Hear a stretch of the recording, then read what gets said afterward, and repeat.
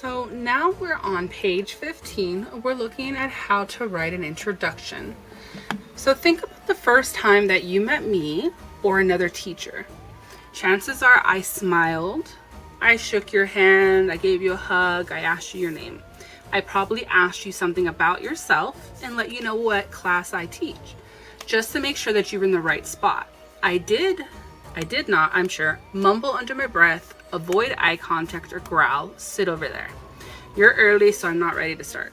Obviously, I wanted to make a good first impression. So I took steps to communicate to you that you were welcome in my class and I was excited about the chance to get to know you better. As a writer, you need to make a conscious effort to be warm and welcoming to your reader. You want your reader to think, now this person is clever and warm and interesting. I want to read more of what he or she has to write. So to get this reaction, you have to create a stylish, memorable, and effective introduction. So I'm going to give you 3 parts of how to do that in your introduction. The first thing you're going to start off with is a clever hook. Oh, what did I do there? Let me come back up here. A hook is an attention-grabbing strategy that engages the reader. That engages the reader. Its effective hook typically begins somewhere else, and remember, don't start with a question. So to get an effective hook, we're going to look at this document, and it'll be in your Google Classroom. So interesting essay hooks. So you can use questions, which I don't want you to use, so don't do that one. But you can do a strong statement. You can write a sentence or group or sentence that makes a claim about your essay. For example, you can say, the origins of Halloween are interesting and a little odd. So people are like, oh, I want to learn a little more about that one. You can start with statistics, or for a hook, you can say, over 50 million people in the United States celebrate Halloween. Let me explain why. Or you can do a metaphor or a simile. Halloween is like. Halloween is the same as. And you can think about it. Maybe there's a festival that you have from a country that you come from, or another country that you know about. You can also do a story hook. You can begin making up your own kind of story to talk about that. Or you can describe Halloween. You could start off with,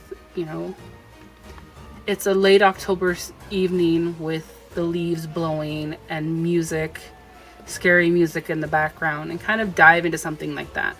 You can also begin with a quotation, but I prefer you to start with 1 through, this doesn't have a number, 1 through 6, or 2 through 6. Those are the ones that are going to be a little easier for you to do. Okay, after you start your hook, you're going to create a bridge. Now that's a group of sentences that smoothly shift the writing to the focus from the hook to the main topic of the essay. So if you begin by saying Halloween is a tradition celebrated over many countries, you're going to start talking about how it has ancient origins. So if you were writing my essay, which I'm talking about ancient origins and modern celebrations, that's where I would start talking about what those are.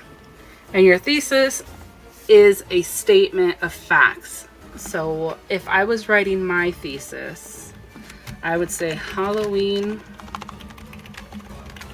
is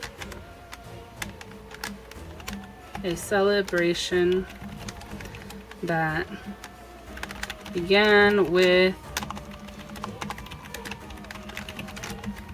ancient origins and now has modern traditions.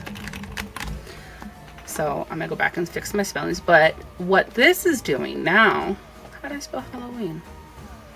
Halloween is a celebration that began with ancient origins.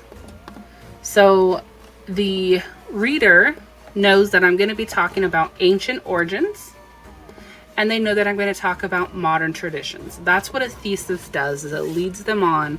It's kind of like an introduction of what you're going to be reading about. Okay, so I do have this information in Spanish underneath. You can go ahead and read that, but you are going to practice on the next page, I believe, your hook your bridge, and your thesis. So we're going to get ready to write our introductions. So this is why it's important that you have your information, your 2 topics. So es importante que tener tus 2 temas para que puedas escribir tu thesis, porque si no sabes qué son tus temas, no puedes escribir tu thesis. So si tienes preguntas o ocupas ayuda, vienes a verme. So if you have any questions or you need assistance, please come and see me.